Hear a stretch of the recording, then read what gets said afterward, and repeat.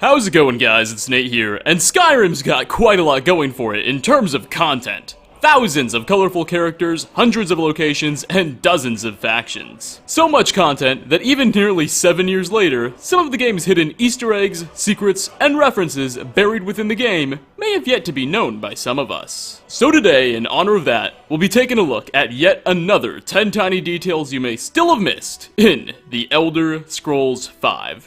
Part, I don't know, 20-something, I think? Starting off, I actually stumbled across this one while making a previous video. The book, On Oblivion, is considered a well-respected source of information regarding the many planes of the Daedric realm of Oblivion.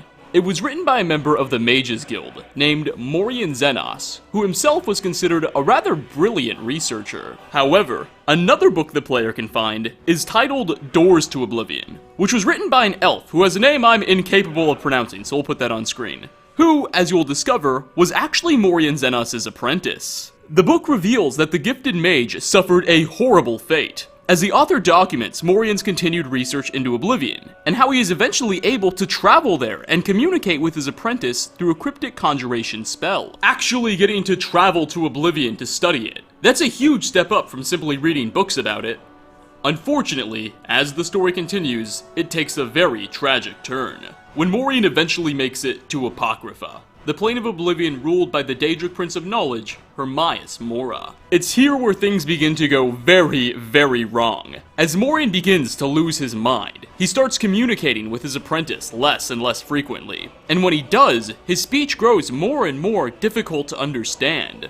Eventually, Morian stops communicating with the apprentice altogether, and he hasn't returned from Apocrypha since. A terrifying fate for an author once so respected. Next on our list, during your first visit to Riften's marketplace, chances are you'll see Brynjolf, a high-ranking Thieves Guild member, selling something he calls his, quote, famous Falmer blood elixir from a stall. He claims it has magical properties, being able to do anything from regrowing a limb to giving you more stamina. Of course, this is all obviously a ruse. Brynjolf is playing the part of a mere snake oil salesman, and most of Riften's citizens aren't buying into his con, as you'll find him routinely being called out for his nonsense. However, at least one individual seems to have been gullible enough to take the bait. Because should you head inside of Helga's bunkhouse, a popular inn and tavern in Riften, and look inside the owner, Helga's bedroom, you'll find that on her nightstand is in fact a bottle of Falmer blood elixir. But hey, maybe it's not so bad. Should you decide to steal the bottle from Helga and consume it yourself, you'll find that it restores a single point of health, and absolutely nothing else. Brynjolf was lying. Coming at number 3, most giant camps are a bit of a nuisance for the locals of Skyrim. While usually pretty tame if left undisturbed, giants and their mammoth herds create a pretty big obstacle for many of Skyrim's farmers and travelers. But one such giant camp evidently stands out from all the rest. Steamcrag Camp, located in the heat geysers of Eastmarch, at first appears to be just like any other giant encampment. There's giants, there's mammoths, big bonfires, animals roasting, the whole 9 yards. However, if you head to a signpost just south of the camp, you'll find that stuck with a knife to it is indeed a letter from Windhelm, which demands people avoid messing with the giants and their furry companions, stating that the Jarl himself has given the beasts the right to use this land. They've engaged in peaceful diplomacy. Now, whether or not you respect this request, well, that's entirely up to you. For 4th spot, Blackreach is a massive ancient Dwemer city we've covered before on this channel. Once a sprawling underground metropolis, it's now only home to the Falmer and their human slaves that have overrun the area. However, one specific part of this ruined cityscape is rather fascinating. You see, upon entering the debate hall, one of the city's ancient buildings where, presumably, the Dwemer would have debates, you'll immediately be ambushed by an onslaught of Falmer slaves and a single Falmer himself. This is pretty typical of any room in Blackreach. But, if you enter quietly and are able to avoid detection, you'll notice that before attacking you, the human slaves are all seated on benches, and the lone Falmer is on a stage, almost like he was delivering a speech or teaching a lesson. It's unclear what exactly you walked in on, but perhaps this best remains a mystery. Halfway through at number 5, some of you may have already made this connection, but people keep mentioning it, so here it is. During Skyrim's opening scenes, as you're being carted into Helgen with the band of captured Stormcloaks, you may notice that Ulfric himself is wearing a gag. This, of course, is not to keep him from talking or screaming for help, but as you later learn, he too has the power of the voice. That gag is to keep him from shouting. At the beginning of Skyrim, this power of his isn't made very obvious. Only later in the game do you learn that Ulfric himself was a student of the Greybeards and used the power of the voice to defeat the High King of Skyrim in battle. But it's rather cool of Bethesda to have hinted at this a little bit earlier on in the game. Sixth, we're gonna head back into the debate hall yet again, as there's another strange scene we didn't cover. Towards the back of the second floor, you can find a skeleton reaching into an unlit fireplace thing. Inside of it is a copy of the book A Dance with Fire, Volume 6, a speech skill book. Alongside it will be another book, though this one will be entirely randomized and dependent on the player's level. It's unclear what exactly was going on here, but as some of you have suggested in my comments, perhaps Bethesda is subtly suggesting this poor soul was trying to light the fire pit or something, though clearly he did not get very far. Next, speaking of dwarven ruins, the Falmer that inhabit them are notably blind. This is a result of centuries of life underground, as well as consuming a strange fungus that has left their vision entirely crippled. Well, this has resulted in a bit of a funny game mechanic by Bethesda. You see, normally, when you're trying to sneak and light a torch, it will greatly make you more detectable by enemies, essentially making your sneaking skill much less effective.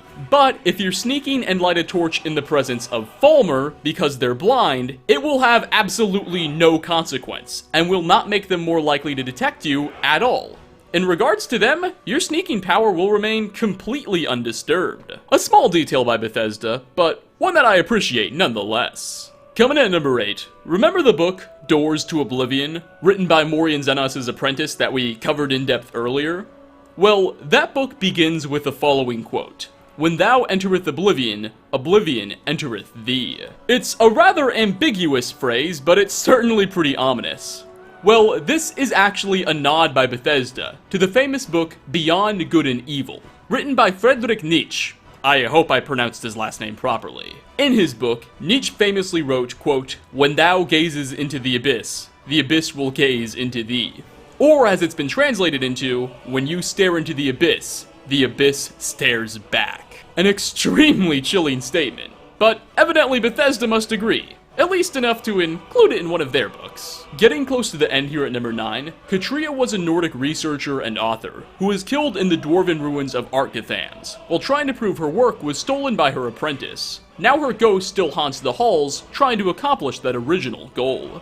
This is the subject of the quest, Lost to the Ages. Well, early on in this quest, you'll happen upon Katria's body, and not too far away from it will be her unique dwarven bow with a 30% faster draw speed than average, named Zephyr. Such a title, Zephyr, is a reference to a Greek god of the same name. Zephyr in Greek mythology was the god of the west wind, or gentle breeze if you will. And yes, in case you're wondering, the Greeks did indeed have a god for something as specific as calm wind. Fun fact, they also had a god for goat herders and ghosts themselves. They were an interesting people. And finally, last on our list, Fort Dawnguard is the home to the Dawnguard, a guild of vampire hunters bent on saving the world from an otherwise impending eternal night. Their soldiers are among the best in Tamriel, as some of the greatest warriors in the world have answered the call to defend their planet. They're also evidently accepting fresh recruits, who they'll assign some of the most important missions in the world to. But that's neither here nor there. Well, despite such an appearance of discipline, it seems at least one member of the Dawnguard has found a way to de-stress, if you will. As on one of the towers connected to the fort itself, the player can find a small bed cot, with a helmet and pair of gloves on a chest nearby, as well as a copy of the book The Lusty Argonian Maid, Volume 1, right next to it all. With his pair of gloves so close, something tells me this soldier wasn't reading the book for its plot. But you can make of this whatever you will. Though while you make up your mind on this scene's promiscuity, we're going to wrap up. Yet another 10 tiny details you may have missed in the Elder Scrolls V Part 27. Thanks so much for stopping by. Which of the details on this list did you find to be the most fascinating or interesting? And what tiny details, Easter eggs, or references do you know of that I haven't covered on this list yet? Leave a comment down below. With well over 3 hours of content and more than 270 tiny details, if you will, I know it can be very difficult to try and decide and figure out whether or not I've covered a specific topic before, so if you're not sure, just comment it anyway. I really do appreciate it. But again, thanks for watching. As always, like ratings are very much appreciated, and hope to catch you all in my next video. Peace out, everyone.